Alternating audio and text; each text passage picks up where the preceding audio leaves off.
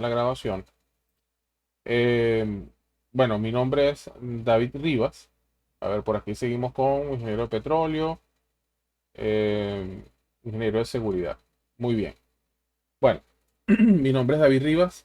Algunos quizás hablaron conmigo o algunos quizás se conectaron con Yara, con Doris, que son las chicas que nos apoyan en la gestión comercial. Pero bueno, de mi parte, eh, cuando iniciamos la empresa, realmente esto es una iniciativa personal y este es un curso al cual yo le tengo mucho aprecio porque fue por donde yo empecé realmente dictando cursos luego de salir de la universidad. Mi nombre es así, David Rivas, ingeniero mecánico, egresado de la Universidad de Oriente en Puerto La Cruz también desde el año 2005, o sea que ya tengo un poquito de tiempo haciendo esto, ¿no? Entonces, vamos a ver en esta formación, la formación se llama interpretación de planos de tuberías. Sin embargo, realmente esta formación que nosotros tenemos está basado en algo que en los Estados Unidos se llama piping drafting. ¿Ok? Vamos a hacer un curso bastante ligero de piping drafting. Acá, una de las cosas que yo quiero también puntualizar, por eso también estoy mirando, tenemos ingenieros civiles, ingenieros de petróleo, ingenieros de varias especialidades.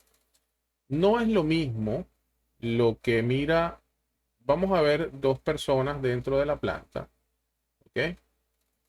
Sin menospreciar ni darle tampoco demasiado valor a uno más que a otro, a ambos iguales como seres humanos. Pero hay un rol supervisorio y hay un rol artesanal. Cuando yo hablo del rol artesanal, yo me refiero a lo que son soldadores y aquí me voy a referir a los welders, ¿ok? Y me refiero a los fabricadores o montadores y estos son los que se conocen como piping fitters, ¿ok? Bien, ¿por qué les estoy dando los nombres en inglés? Cuando nosotros estamos dentro de este contexto de tuberías, es importante que yo maneje los términos internacionales porque mis normas de referencia, lo más probable es que van a estar en inglés, ¿ok? Entonces, el rol artesanal es diferente al rol supervisorio cuando nosotros tenemos un plano. ¿Por qué? Porque el plano está generado de un formato. Dentro de ese formato hay un área efectiva de dibujo donde evidentemente pues tendremos nosotros el isométrico o lo que sea que vaya a colocar yo allí, el piping layout y hay una serie de notas y una serie de información, aparte que el formato tiene también una serie de información. Entonces, para este señor, que es del rol artesanal, prácticamente a él lo único que le importa es lo que está metido dentro del plano porque su trabajo es ahorrar el material, su trabajo es precisamente optimizar el material y generar ese pedacito de tubo que le dijeron que fabricar. Nosotros, como rol supervisorio, nosotros tenemos que observar el todo de lo que hay en ese plano. Somos responsables de los materiales, somos responsables de los costos, somos responsables de la planificación, somos responsables de la calidad. Entonces debemos tener la capacidad no solamente de interpretar el dibujo, sino también de entender la información que allí me están dando. ¿Ok? Para la dinámica de este curso, son las 8:06. Generalmente yo hago un corte de 5 minutos a las 9 de la noche. Hacemos un corte, lo que llamamos un bio break para ir al baño, tomar agua, cualquier cosa. Y siempre después de ese corte, me gusta venir con preguntas y ustedes pues a partir de esto tomen todas las notas que ustedes requieran. Bien, entonces estamos claros que nuestro enfoque en el curso va a ser hacia acá, ¿no? Hacia el rol supervisorio, hacia entender no solo el dibujo, sino también entender toda la información que hay alrededor del plano. Por otro lado, una de las cosas que es importantísimo entender, ya por allí mi amiga, para ver, que se me olvidó. Vamos a buscar a mi amiga que trabaja con sistemas contra incendio. El sistema Estefanía. Ok. Mi amiga Estefanía, o nuestra amiga Estefanía, porque ya somos un equipo de trabajo. Nuestra amiga Estefanía ya trabaja con una rama muy específica que son los sistemas contra incendio. Y ustedes son de diferentes especialidades. ¿De dónde se generan los planos? Los planos, mis estimados colegas, se generan de proyectos. Nadie hace un plano porque simplemente pues le provocó o porque pues se sintió inspirado y dibujó un isométrico. Eso no existe. Nosotros tenemos planos porque tenemos un proyecto y ese proyecto va a ser construido. Usualmente los proyectos donde estamos involucrados no son proyectos donde estoy solo. Por lo tanto, esos proyectos tienen diferentes disciplinas. Dícese procesos, y aquí entran mis amigos ingenieros químicos usualmente, eh, la parte específica de tuberías, y en esto nos vamos a enfocar aquí. También están mis amigos civiles, quienes usan los planos de tubería para otras cosas, en el caso de sanitarias, en el caso de aguas blancas, y son planos menos complejos, ¿ok? Eh, También nosotros tenemos el caso de lo que son, en este caso, instrumentación, por ejemplo. Instrumentación tiene la particularidad que utiliza nuestros planos de tubería para saber dónde están los instrumentos. También están mis amigos electricistas. En electricidad, usualmente para lo que son clasificaciones de área, se utilizan los planos de tuberías, entendiendo que dependiendo del riesgo de fuga, pues el área tiene una clasificación diferente y en función de eso las normas NEMA pues exigen otros requerimientos, ¿no? Entonces por acá a ver si no se me escapó alguno: electricidad, instrumentación, procesos, tubería civil. Está también la parte de equipos, o en todo caso pues la parte específica de mecánica. Y usualmente podríamos tener tal vez alguna parte de riesgo y la parte de seguridad. Cuando digo seguridad, es importante que ustedes también entiendan una cosa. En inglés nosotros hablamos de safety, ¿ok? No es lo mismo safety que security. Cuando yo digo security, estoy hablando de seguridad personal, seguridad integral. Cuando yo digo safety, yo estoy hablando de seguridad industrial, seguridad enfocada en riesgos. Entonces, en riesgos industriales, ¿ok? Entonces, por eso es que estos departamentos suelen ser HSE, que es la parte ambiental, la parte de salud y la parte de seguridad. Entonces, este universo es el que normalmente nosotros nos vamos a encontrar cuando generamos planos de tuberías. Ahora, vamos a la casillita que nos compete, que es esta. David, ¿y solamente tuberías es solo? ¿Es una cosa así como un solo departamento? No, tuberías también suele tener diferentes departamentos. Entre ellos uno puede ser el de 3D Model, cuando nosotros vamos a ver que hacen esas maquetas electrónicas. Tenemos también la parte de Stress Analysis, que es todo lo que tiene que ver con análisis de flexibilidad. Y probablemente por ahí hayan escuchado un programa que se llama CISAR 2, los compañeros ingenieros mecánicos. Tengo una parte de materiales, y no solamente materiales desde el punto de vista de metalurgia, sino también materiales desde el punto de vista de bases de datos. Ahí entran programas como Marian, ahorita con el BIM, precisamente pues se alimenta todo esto. Y viene la parte de design, el diseño como tal, y puedo tener, de hecho, firefighting, que es donde está mi amiga por acá, Estefanía, sistema contra incendio. Esto suele estar separado del resto de los procesos. Firefighting, sistemas contra incendio son sistemas bastante particulares. De hecho, yo tuve la oportunidad de trabajar en una empresa china y los chinos trabajan con algo que ellos llaman building. Entonces, nosotros aquí en Venezuela acostumbramos que tuberías son tuberías. Sin embargo, en otros países, las tuberías de edificios, porque de hecho es así, las normativas son diferentes, no es igual que las tuberías que nosotros trabajamos dentro de una planta. Y evidentemente, pues ustedes podrán decir, pero ¿qué tanto tubo tiene un edificio? Sí, porque si usted está en un edificio que es un laboratorio, un edificio que tal vez es un hospital, entonces va a tener una cantidad de fluidos circulando que no son solamente las aguas blancas y las aguas negras que típicamente manejan nuestros colegas civiles, ¿ok? Si alguien tiene dudas, no dude en decir, hey, no entendí o me interesa más saber acerca de esto. Bien, otra de las cosas que suele pasar es que cuando nosotros damos estos cursos de planos, los ingenieros o los profesionales tenemos diferentes realidades. Una realidad es la realidad que algunos han vivido en construcción, ¿ok? Y hay una segunda realidad que son los ingenieros que tal vez, como me pasó a mí al inicio, hemos vivido en el mundo del diseño. Ese mundo del diseño suele ser lo que nosotros llamamos empresas consultoras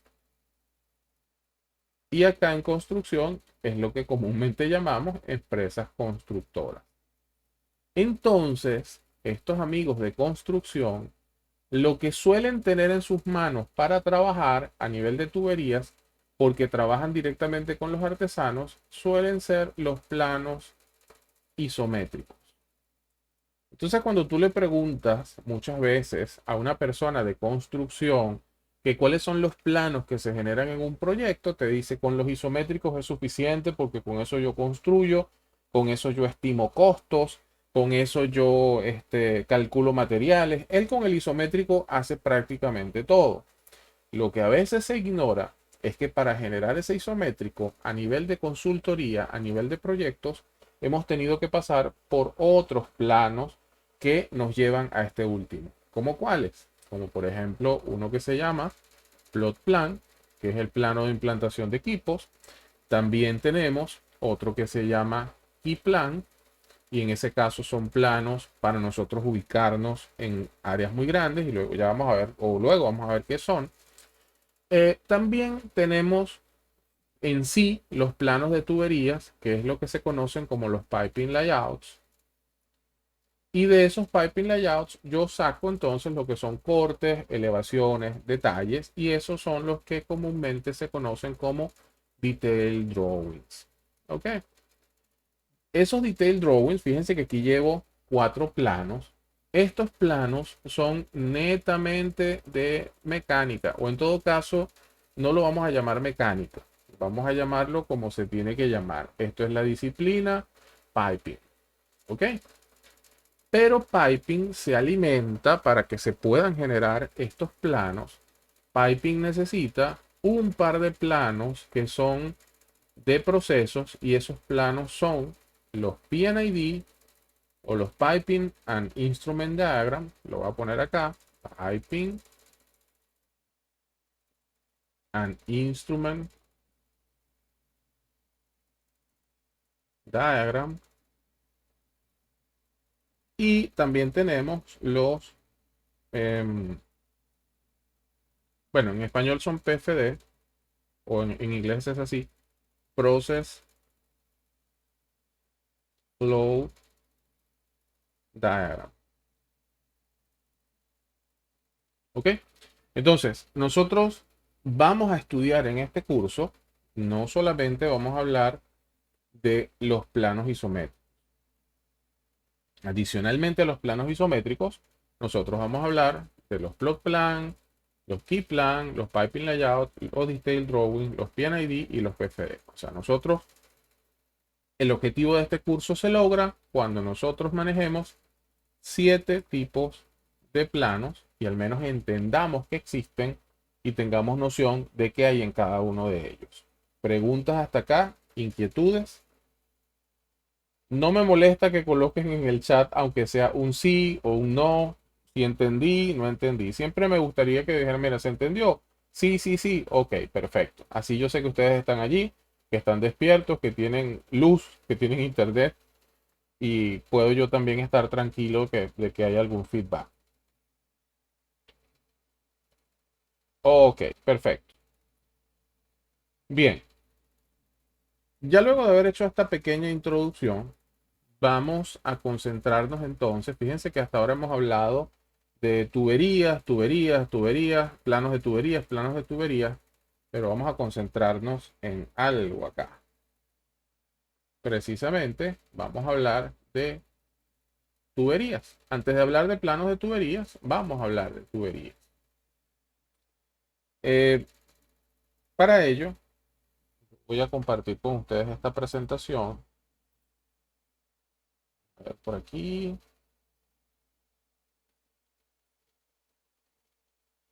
Ok.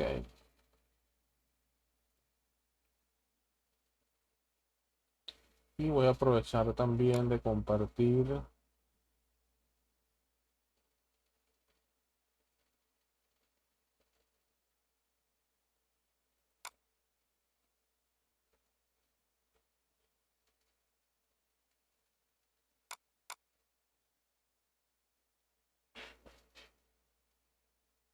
No me he ido, estoy por acá.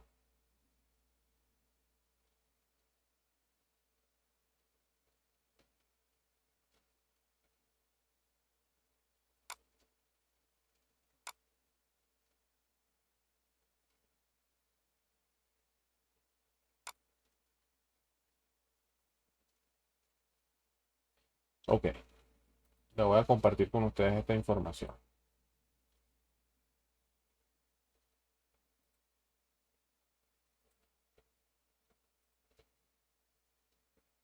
Por favor, me comentan si se ve la pantalla.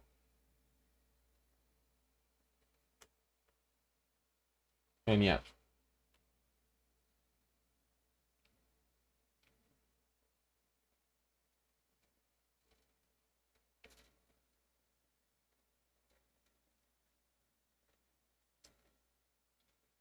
Bien, generalmente, o lo que podríamos nosotros inferir cuando hablamos de tuberías, es que evidentemente tuvo que haberse creado por la necesidad de transportar algo, ¿no? O sea, realmente no me he dedicado a estudiar las historias de las tuberías y de dónde vienen, pero lo más probable, o lo que podemos tal vez inferir, es que evidentemente lo que querían las personas era mover el agua como vital líquido, ¿no? Y estamos hablando de hace mucho tiempo atrás. Posteriormente, cuando empezamos a ver los diferentes materiales que quizás, pues, con los que se han ido construyendo las tuberías a lo largo de la historia, se han encontrado que lo más viejo pudo haber sido el bambú por la forma cilíndrica hueca que tiene y que permite, pues, transportar fluidos como el agua, por ejemplo. En Babilonia, ya 4000 años antes de Cristo, se empiezan a ver tuberías o ductos, ok, vamos a hablar de ductos de arcilla que también tenían esa función.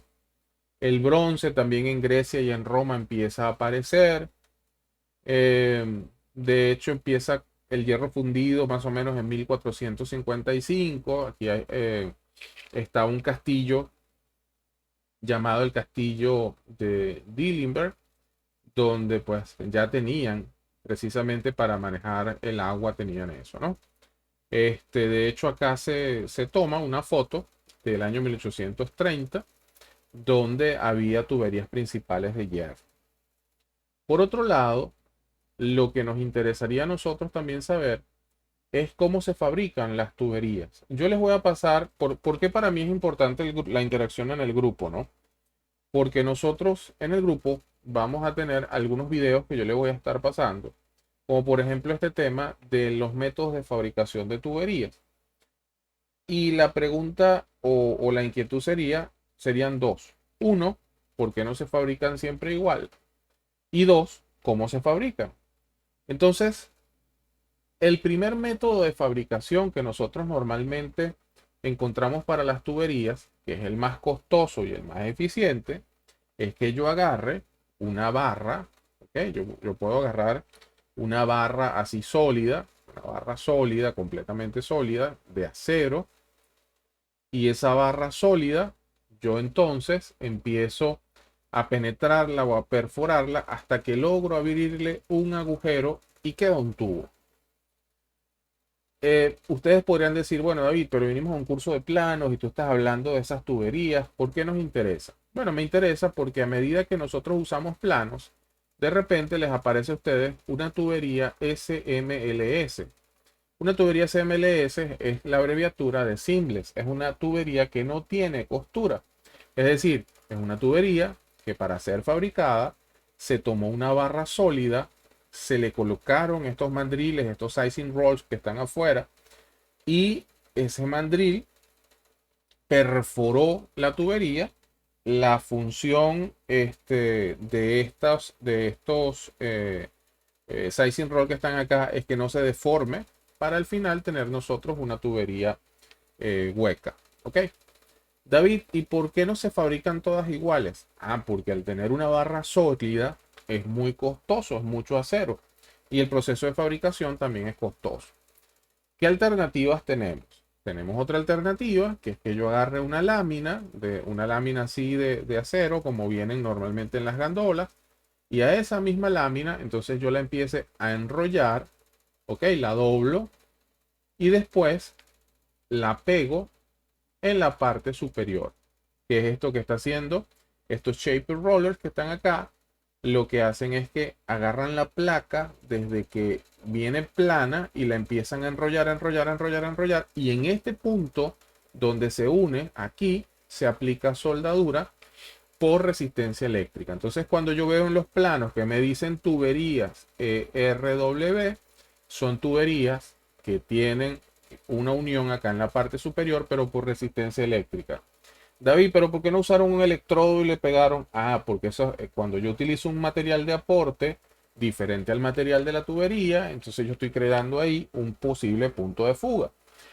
Estas tuberías que tienen resistencia eléctrica, realmente, o por resistencia eléctrica, lo que están haciendo es fundir el mismo material, se funde uno contra el otro, dando la apariencia de que no existe soldadura. Es una fusión lo que se hace ahí, ¿no? Sin embargo, sí existe esa costura. ¿Y qué otra opción tengo? Bueno, yo puedo agarrar también una plancha, la puedo enrollar, así como esos tubos de papel sanitario o las bobinas donde viene el papel, y lo enrollo de esta manera, de forma tal que termino teniendo un tubo que cuando lo veo por los lados tiene una cantidad de soldaduras de esta forma. Esto se hace con una soldadura o un proceso de soldeo que se conoce como arco sumergido. Y pues también me sirve, al final todos tienen la misma forma, ¿ok? Este es Spiral Welded Pipe, esto que está acá, todos tienen la misma forma, un tubo hueco. David, ¿por qué entonces necesito fabricar en diferentes formas? ¿Por qué no todas las fabrico así, son más baratas y son más fáciles? Ah, porque hay un factor cuando nosotros estamos en el mundo de las tuberías, que es el factor de la eficiencia de junta. Si una tubería nosotros la colocamos acá 100%, o sea, la colocamos con eficiencia de punta, sin costura, podemos considerar que esa tubería, su eficiencia es del 100%. En teoría, ella no va a fallar, ¿ok? Pero ya cuando yo le coloco una costura recta por aquí, ella se considera que tiene una eficiencia de junta de un 85%. Ojo, lo que estoy diciendo es muy general, porque cuando voy a la norma también me dice que si la inspecciono, que si le hago ciertos procedimientos, yo puedo subir esta eficiencia. Y las de costura helicoidal tienen un 60%. Es decir, yo confío más en la que no tiene nada, ninguna costura, que en la que tiene toda esta cantidad de costura. Entonces, evidentemente, la exclusividad cuesta y esta tubería es mucho más costosa que esta que tenemos acá abajo. ¿Ok? Esa es la historia de cómo se fabrican las tuberías y qué me puedo encontrar tal vez dentro de las listas de materiales y por qué seleccionar una o seleccionar otra. Bien, la pregunta es, entonces, ¿cualquier cosa que tenga un hueco que sea cilíndrico es un tubo? La respuesta es no. Definitivamente no es lo mismo. Cuando yo hablo de tubo, yo hablo de cualquier cosa, cualquier cilindro hueco que no cumpla con ningún estándar. O sea, yo tomo un papel Una cartulina la enrollo, eso es un tubo. Pero cuando yo hablo en inglés de piping, lo que pasa es que en español confunde un poco porque igual es tubo, tubería, pero en inglés si tiene tube y pipe son diferentes, ¿ok? Entonces, cuando yo hablo de piping, yo estoy hablando de un producto tubular fabricado según un estándar de diseño.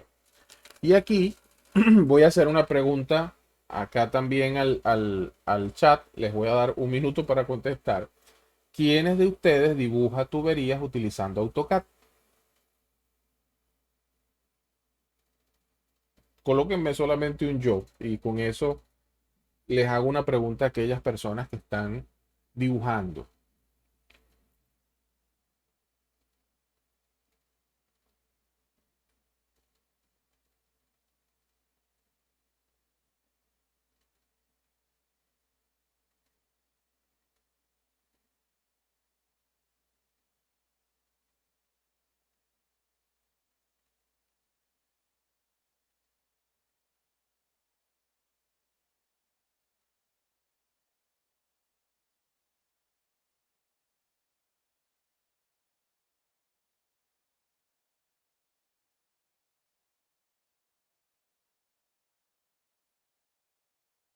Estoy aquí, no me he ido.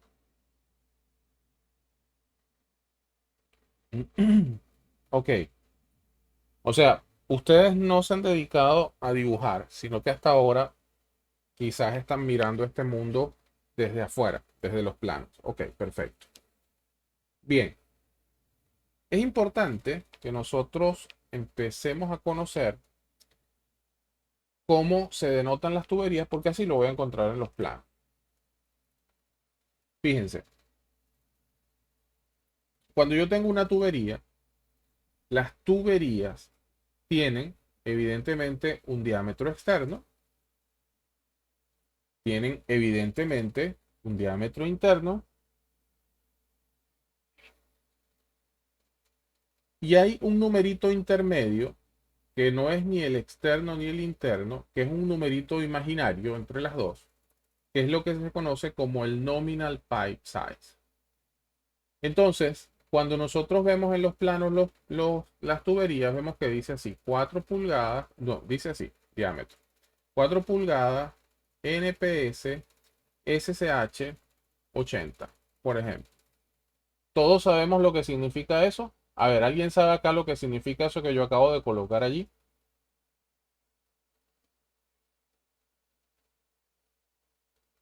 Si quieren abrir el micrófono también se vale. Mi amiga Estefanía que está trabajando con sistemas contra incendios. Todos los días creo yo que especificas ese tipo de tuberías o parecidas.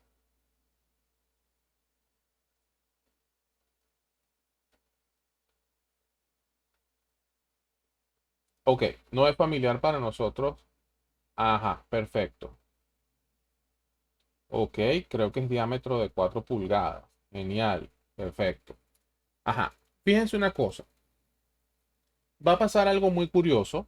Yo se los voy a decir y luego vamos a corroborar que no lo dije yo, sino que lo dice la norma.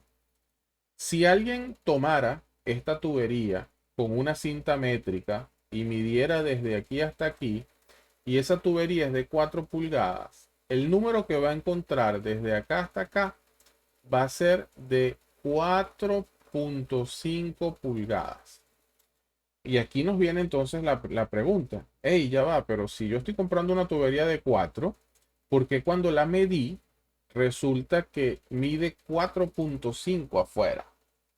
Y hay quien te va a decir, te dice, no, lo que pasa es que es 4,5 afuera, pero son 4 adentro, porque son lo que va por acá. Señores, no es así. Esto es una leyenda urbana y esa es la leyenda urbana que yo quiero en este momento dilucidar.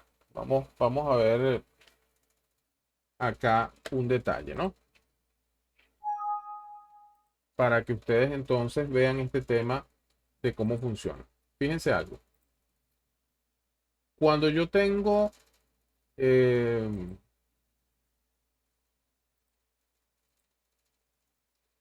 cuando tengo una tubería, así,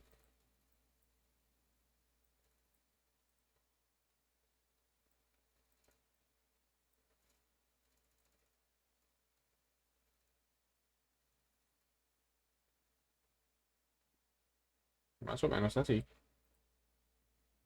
La parte exterior, vamos a hablar de la que acabamos de mencionar. Vamos a hablar de la que acabamos de mencionar, que era diámetro 4 pulgadas, esquédulo 80, por decir algo. Entonces resulta que cuando yo la mido, encuentro que de aquí a aquí la tubería mide 4.5 pulgadas.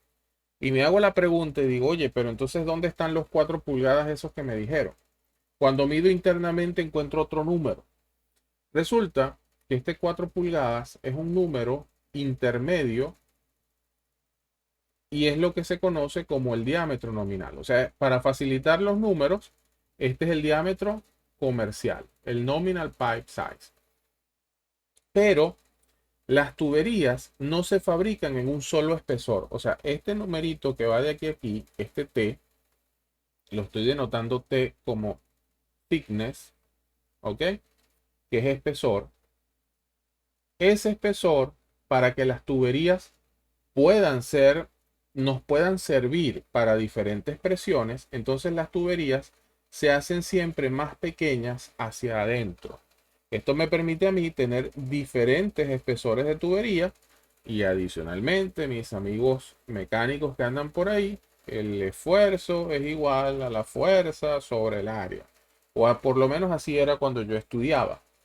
Eh, y evidentemente, si el esfuerzo es constante por el tamaño del por el tipo del material, y yo además estoy, en este caso sería hasta el esfuerzo como tal, la fuerza que está sosteniendo esto, evidentemente lo que a mí me va a denotar para yo soportar más fuerza es precisamente el área que yo tenga acá, ¿no? Entonces, se fabrican las tuberías con un solo diámetro externo, pero adicionalmente se tienen varios diámetros internos para tener a mayor presión, voy a tener espesores más grandes, pero también diámetros internos más pequeños. David, ¿dónde yo puedo ver todo eso que tú estás diciendo? Bueno, nos vamos a ir a una norma. Yo les voy a compartir todo esto que ustedes están viendo acá, ¿ok? No, no se preocupen, esto no es secreto ni mucho menos.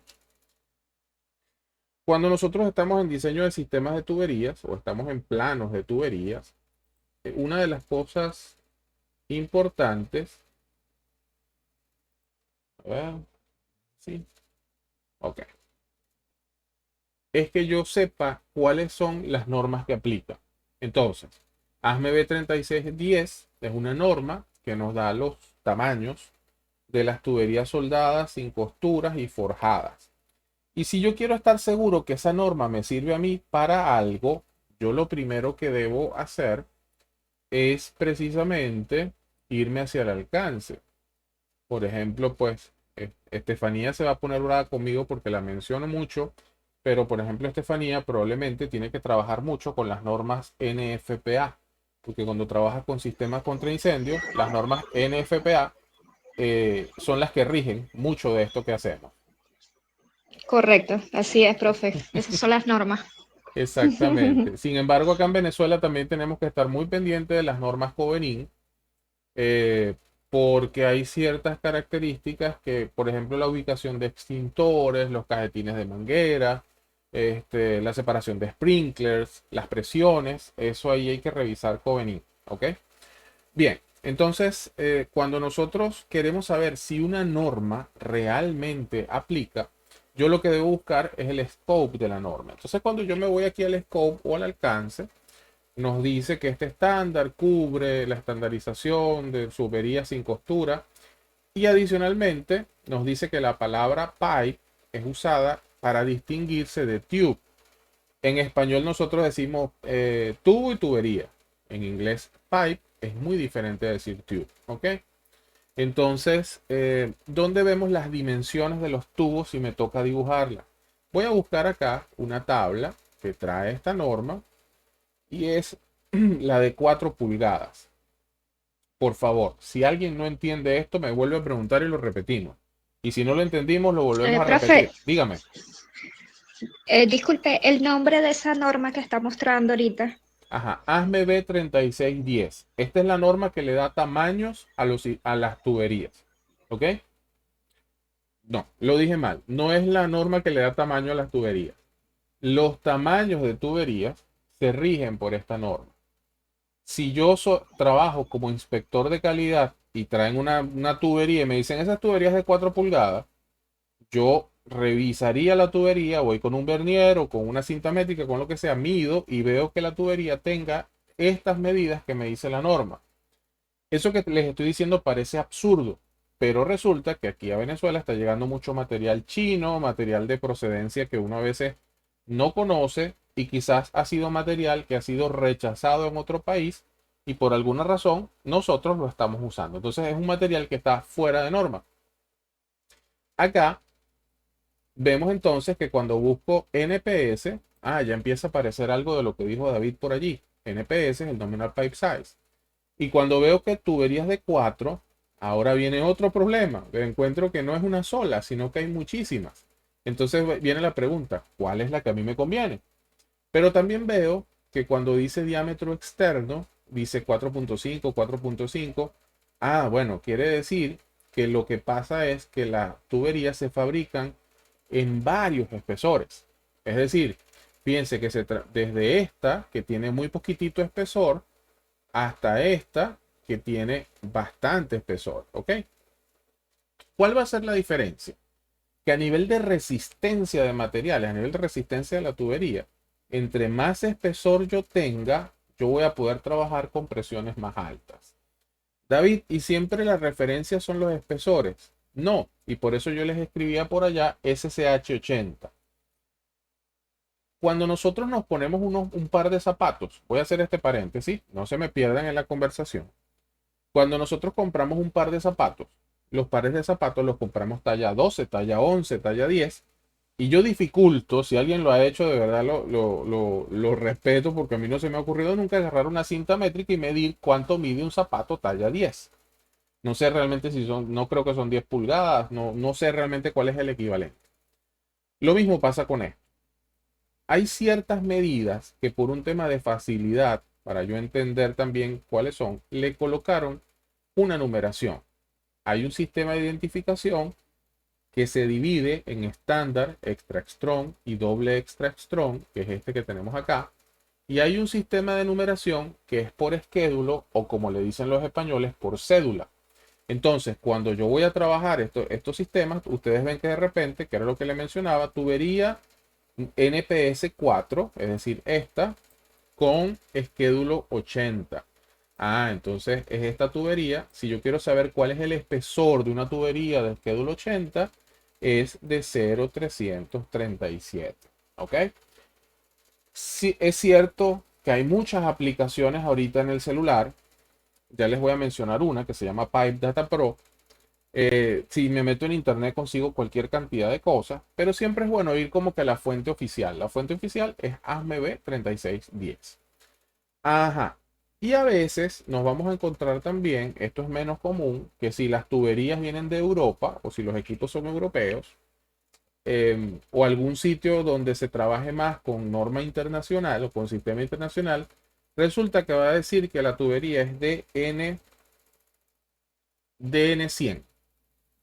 Ahí viene la pregunta, pero ¿qué es una tubería DN100? Una tubería DN100 es equivalente a 4 pulgadas. Lo único que hicieron para encontrar este DN100 es multiplicar 25 milímetros, que es aproximadamente una pulgada, por 4 y allí les dio entonces este 100 que tenemos acá.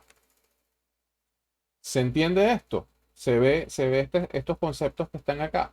Se entiende por qué las tuberías se fabrican todas en el mismo eh, diámetro externo, pero con diferentes diámetros internos. Ok, Estefanía dice que en las de acero inoxidable se ve mucho esa denominación de N. También. También, entonces, el que no sepa o el que no haya visto esto, cuando le digan DN 125, oye, le va a parecer raro. Otra cosa que quiero dilucidar aquí como leyenda urbana. En una oportunidad yo le dije a alguien una tubería de 5 pulgadas y me dijo, tubería de 5 pulgadas no existen. Luego entendí que esta persona había estado muchos años dentro de la industria petrolera nacional. ¿Qué pasa con PDVSA específicamente? Que PDVSA brinca de 4 a 6, pero eso es por un tema estratégico, por un tema de manejo de inventario. Pero las tuberías de 5 pulgadas sí existen. Las tuberías de 5 pulgadas sí se fabrican. Entonces, por eso les recomiendo que siempre vayan a estas fuentes oficiales donde se establece cuáles son los tamaños permitidos para fabricar esas tuberías. Bien, ¿dudas, preguntas hasta aquí?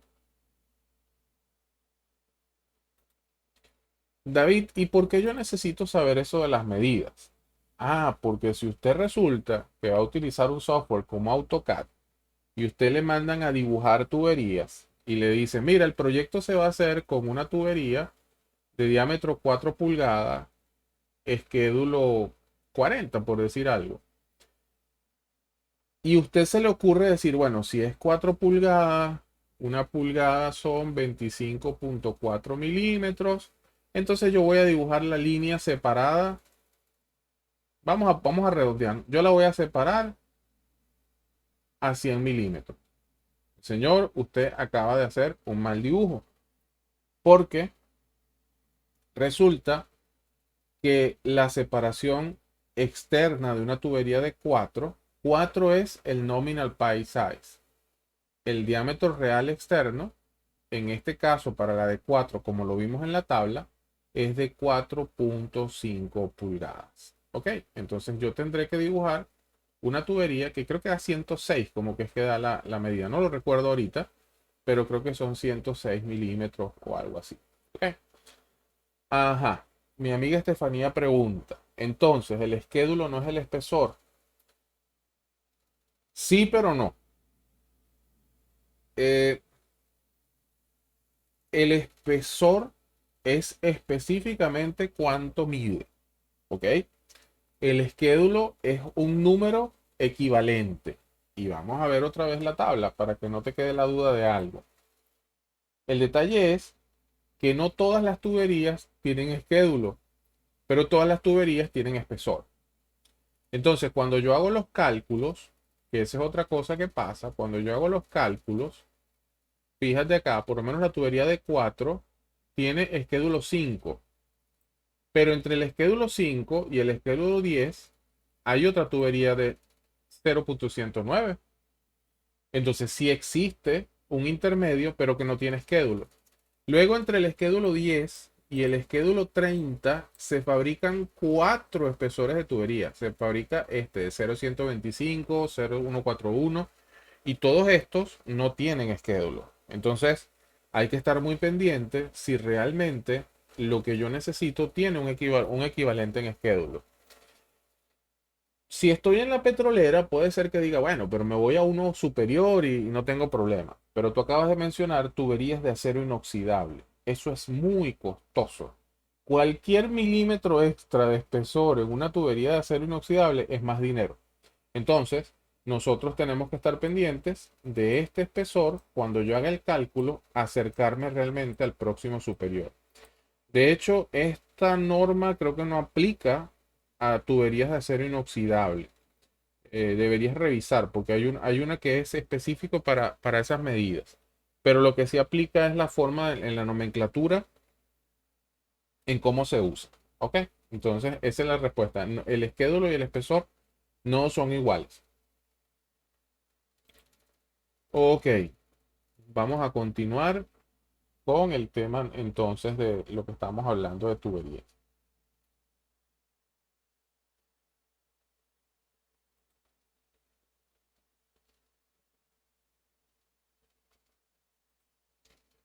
Ok, aquí para cerrar este primer tema, lo único que quiero comentarles es lo siguiente. Ustedes me podrían decir, David, pero entonces siempre eh, el diámetro externo es más grande que el diámetro nominal. La respuesta es no. ¿Por qué? Por norma o por conveniencia, hasta 12 pulgadas, o sea, es decir, cuando yo compro un tubo de 12 pulgadas y lo mido por fuera, mide realmente 12 y 3 cuartos. Pero cuando yo compro un tubo ya de 14 en adelante, el diámetro nominal es igual al diámetro externo. Entonces, esta regla o esta conveniencia que tienen las normas solo se cumple hasta 12 pulgadas.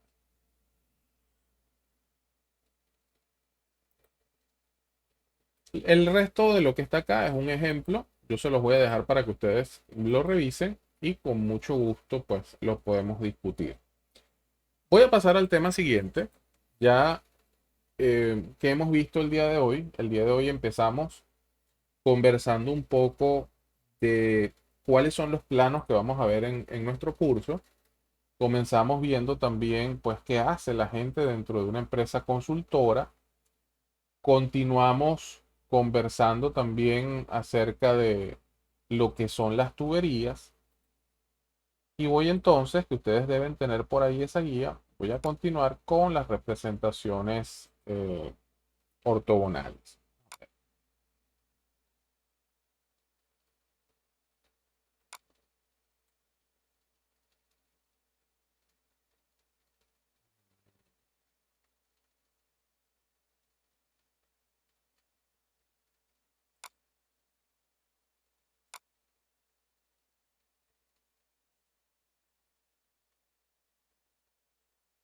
Ok, representaciones ortográficas.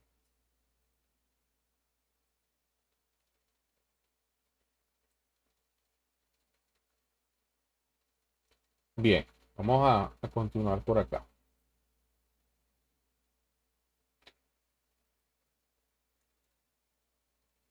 ¿Cómo se dibujan, para yo poder entender luego los planos, cómo se dibujan los sistemas de tuberías que yo veo proyectado en los planos? Bien, existe un concepto, creo que tal vez la mayoría de los que estamos acá llegamos a ver dibujo técnico en algún momento. Existe un concepto de proyección ortogonal. La proyección ortogonal, vamos a imaginarnos que yo tengo acá un bombillo, ¿ok? Un bombillo con un filamento, de esos. Ese bombillo genera luz y al generar luz sobre esta línea que está inclinada acá, genera una sombra. El detalle está en que las sombras no tienen profundidad. Las sombras son completamente planas. Entonces, la proyección de la línea AB es la línea proyectada PQ, es decir, esta que tengo acá y esta que tengo acá. Aunque esta sea inclinada, esto es importante, aunque esto sea inclinado, el resultado de ella es una línea que es completamente horizontal. Ok, a esa representación de la sombra de otra línea es lo que se conoce como proyección ortogonal. Ahora, imaginemos que tenemos un arreglo de tuberías como este que está acá y adicionalmente hay cuatro observadores. Digamos, vamos a usar un nombre para ellos fácil de recordar y en este caso, este será mi amigo Alfa, Bravo, Charlie y Delta. ¿Ok? Alfa no ve lo mismo que Charlie. Alfa ve la parte de atrás del tubo, mientras que Charlie está viendo el agujero del tubo que se ve acá. El detalle está en que hay ciertas reglas que nos sirven a nosotros para dibujar sistemas de tuberías y que todo el mundo pueda entender lo mismo. Aquí tenemos al observador A, al observador C. Entonces vamos a quedarnos con Charlie para ver exactamente qué es lo que él ve. Si nosotros dejamos a Charlie y tomamos acá los puntos que entran en contacto con su visual, nos damos cuenta que los podría numerar como están en el dibujo. El punto 1, 2, 3 y 4. Si leo la tabla, inicio del agujero, final del agujero, soldadura del codo con la tubería y la línea de interrupción de la tubería. Estos cuatro que tengo acá. ¿Qué ve entonces? ¿Qué ve Charlie? Charlie ve un agujero, ¿ok? Charlie ve un agujero Luego ve una línea que representa la soldadura por allá abajo. Y luego ve cómo se acaba por aquí la tubería. Es decir, que si yo uno, y además él ve también el contorno, ¿ok? Él ve por acá el borde. La pregunta es, David, pero yo veo un yin-yang allí, veo una línea en el centro. Ok, ¿por qué? Siempre que se representan líneas de sistemas de tuberías, nosotros vamos a dibujar este símbolo, que es lo que se conoce, lo voy a poner por acá, como center line. ¿Ok? Y adicionalmente, yo voy a tener este símbolo como especie de yin yang, que cada vez que yo vea ese símbolo, yo voy a recordar que es la representación de un agujero. ¿Ok? Cada vez que yo vea esto en un plano, me están hablando de un agujero. Es decir, que yo entonces, dependiendo la diferente distribución que tenga, fíjense, este arreglo, la persona que lo ve de este lado, ¿qué es lo que ve? Ve el agujero, ve adicionalmente ve el agujero, ve el punto de soldadura, esto que está acá, no el punto de soldadura, la soldadura del tubo. Luego ve aquí también lo que tiene que ver con el corte, la línea de rotura, pero la persona que se para de este lado ve otra cosa. Ve el codo, como es la sombra, yo no veo qué es lo que pasa hacia adentro del codo. Yo solamente observo la curvita de acá, que es esta de aquí, veo la soldadura y veo la línea de rotura. Voy a hacer la pregunta y no importa que se tomen un minuto para pensar. Todos entienden la vista uno, esta que está acá, y la vista 3.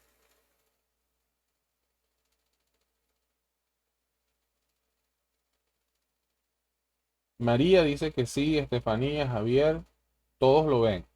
Genial. Señores, si esto lo vemos, este curso va a ser un paseo, porque prácticamente el corazón de este curso es que todos entendamos estas representaciones ortogonales. ¿Ok? Ajá. Ya no estamos hablando de alfa ni estamos hablando de Charlie. Vamos a ver la vista superior y la vista inferior. Si alguien se parara desde arriba, como una especie de dron, a ver esto, fíjense que se ve la curva, se ve acá el punto de contacto y al final el otro pedazo de tubo. Y el que vea la tubería por la parte de abajo va a ver exactamente lo mismo. Un agujero, el punto de soldadura y la línea de rotura. Vuelvo a preguntar, ¿la vista 2 y la vista 4 la entendemos?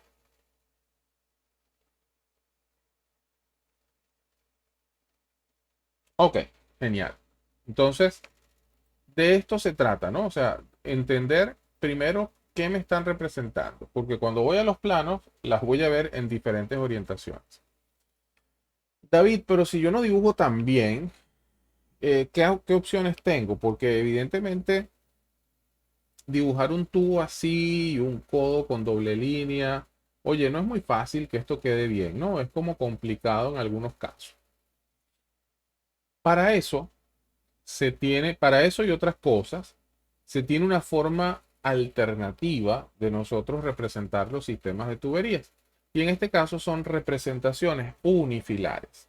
Las representaciones unifilares, en el caso de esto, que son las líneas completas de tuberías, se representan con puntitos acá. ¿Ok? Pero la línea que se dibuja no es ni la de arriba ni la de abajo.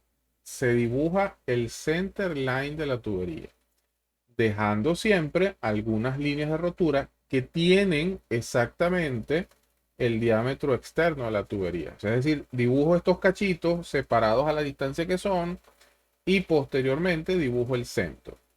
Vamos a ver un ejemplo de cómo se ve esto.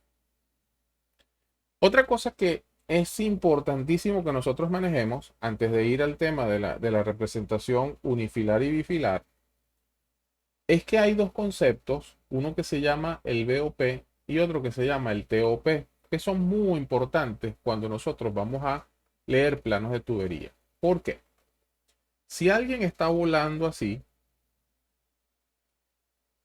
cuando ve esta tubería de arriba, Si la separación desde el piso hasta acá es de 500, es de 3000 o es de 2 millones, para él es indiferente. Él siempre va a ver una tubería recta. ¿Ok? Por esa razón, en los planos siempre se acostumbra a poner las siglas BOP más 350. La pregunta es, David, ¿qué es eso del BOP? El BOP es la distancia que hay desde el piso hasta la parte inferior del tubo, que también es conocido por los artesanos, por los soldadores, por los obreros, de manera muy cariñosa como la barriga del tubo. ¿Ok? Cuando ustedes vean, no, que eso es a la barriga del tubo, a la barriga del tubo es a la parte inferior de la tubería. Ahora, ¿qué pasa cuando ya la tubería no es aérea? Y podrían decir ustedes, ¿y cómo sabes que es enterrada? Bueno, porque cuando yo veo esto acá y veo que esta línea es discontinua, las líneas discontinuas en sistemas de tubería eh, implican o indican que algo está oculto. Para nuestros sistemas de tubería, las líneas discontinuas van a ser, usualmente son líneas enterradas, ¿ok? O tuberías enterradas. Ajá. David, entonces aquí me dijiste que era del piso a la barriga del tubo. ¿Por qué entonces no es del piso a la barriga del tubo y yo le pongo BOP? Porque acá pasa otra cosa. Y sobre todo es gracias a mis amigos civiles. ¿Qué sucede? Cuando la tubería está enterrada, a mí me conviene saber cuál es la distancia que hay desde el piso hasta donde yo toque la tubería. Porque si yo empiezo a excavar, yo necesito saber cuándo parar para no romper la tubería, que usualmente no es la tubería sola, sino que ella viene recubierta en unos protectores y entonces no se me va a ocurrir a mí meter una pala mecánica hasta lograr romperla o peor aún romper la tubería y generar una fuga o una explosión, ¿no? Entonces, cuando la tubería es aérea, estamos hablando que yo indico el BOP. Cuando la tubería es enterrada, yo indico el TOP. David, ¿y qué significa BOP y TOP? Bottom of pipe y top of pipe. ¿Esto se entiende, estimados colegas? ¿Se ven estos conceptos claramente?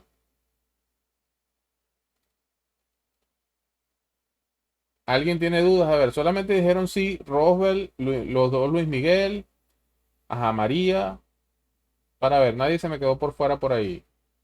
Javier, todos entendieron. Ok, perfecto. Bien, son las 9 en punto. Por un tema también, yo voy a parar la grabación y vamos a tomar 5 minutos. Nos tomamos un poquito de agua y volvemos entonces para nuestro último bloque de la clase de unos 50 minutos aproximadamente. Por favor, preguntas que tengan, las traemos luego de hacer este pequeño corte.